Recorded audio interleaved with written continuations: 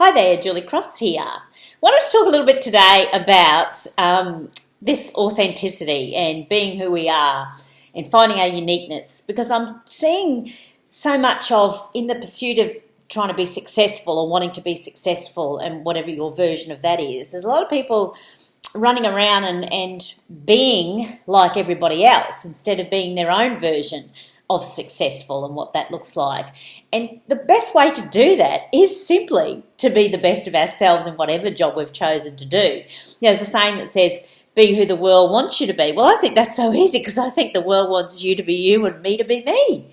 And it's that simple. And the minute we start comparing, and I start comparing myself to another speaker. Now, that doesn't mean we can't learn off each other, obviously, but the minute you start too much of that comparing yourself and watching too closely what somebody else is doing and their style and their way of doing it, and then you start emulating that and copying that and racing around after them and thinking, well, that's how they got successful, that's how they got all those likes, that's how they got all that applause, I'll do that too.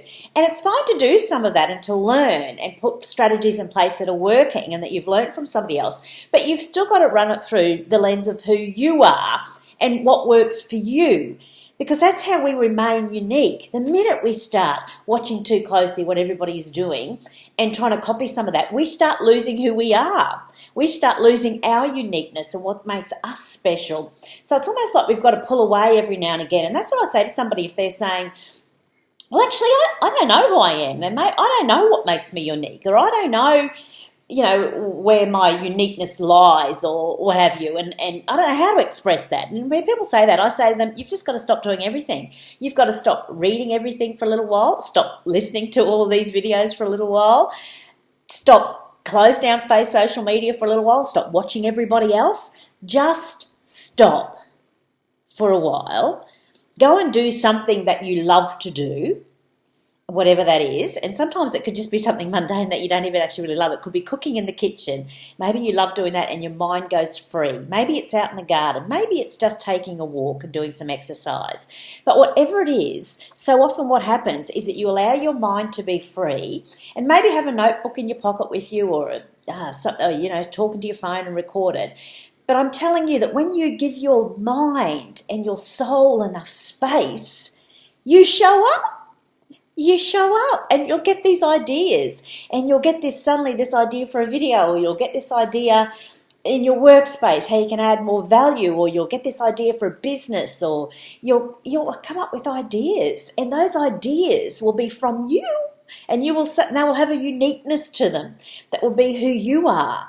So sometimes we just need to give ourselves some space to show up, because we're so consumed with watching and trying to be and doing, and every now and again we just need to be before we do, so we know what to do and we know who we are doing it. So give yourself some space and allow yourself to show up. And the minute you start competing and comparing, you lose your uniqueness.